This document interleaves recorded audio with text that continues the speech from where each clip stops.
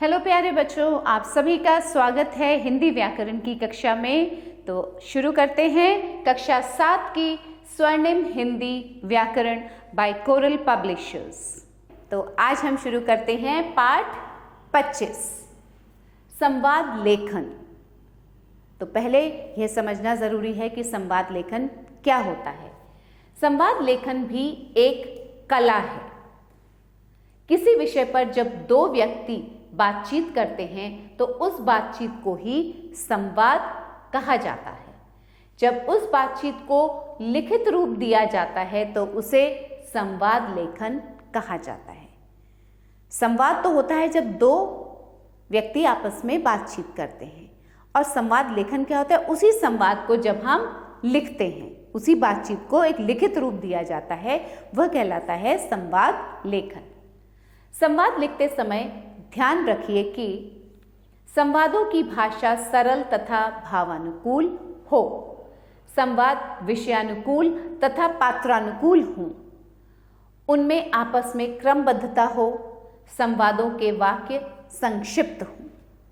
तो आइए बच्चों, उन नियमों को ध्यान में रखते हुए देखते हैं संवादों का उदाहरण। एक महिला और सब्जी वाले के बीच हुआ संवाद। महिला: आलू और प्याज का भाव बताना। सब्जी वाला: दोनों ही 10 रुपए किलो है। महिला: और ये टमाटर? सब्जी वाला: 25 रुपए किलो। महिला: अरे बाप रे, ये तो बहुत महंगे हैं।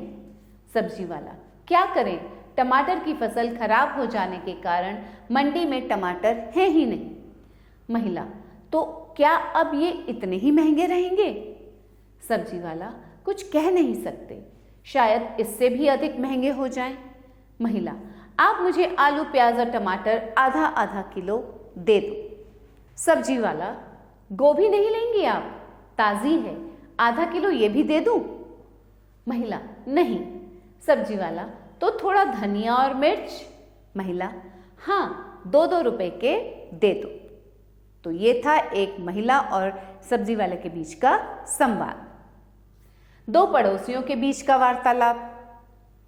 श्रीमती उमा शर्मा और श्रीमती रेणु शर्मा दो पड़ोसी हैं, इनके बीच का संवाद देखिए, पढ़ते हैं। श्रीमती उमा शर्मा: रेणु जी, आप अपने बेटे को समझाइए।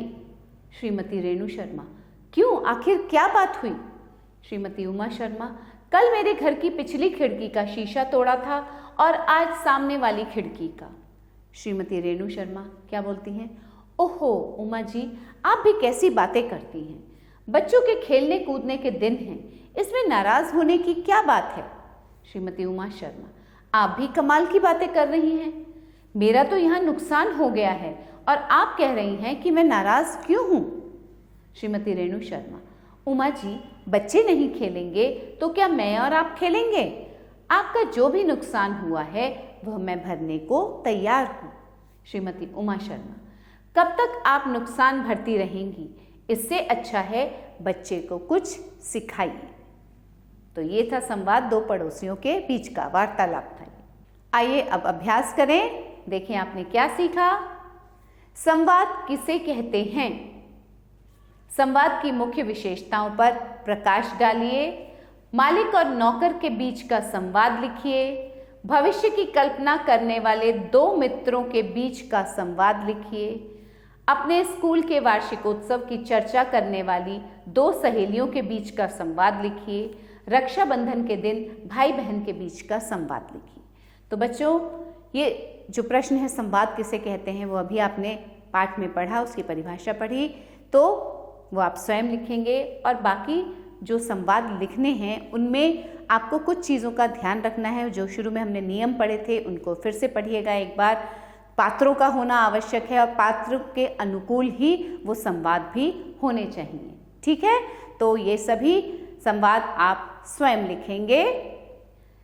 यही समाप्त करते हैं इस पाठ को। मिलते हैं फिर एक नए पाठ के साथ, तब तक खुश रहिए। तो पाठ को करते हैं यहीं समाप्त, और एक बार फिर से अच्छे से पढ़िएगा इस पाठ को, जिससे कि आपको और अच्छे से समझ में आए। अभ्यास अच्छे से समझ के कीजिएगा। फिर मिलेंगे एक नए पाठ के साथ, कुछ नया सीखेंगे। तब तक के लिए पढ़ते रहिए, बढ़ते रहिए। आभार।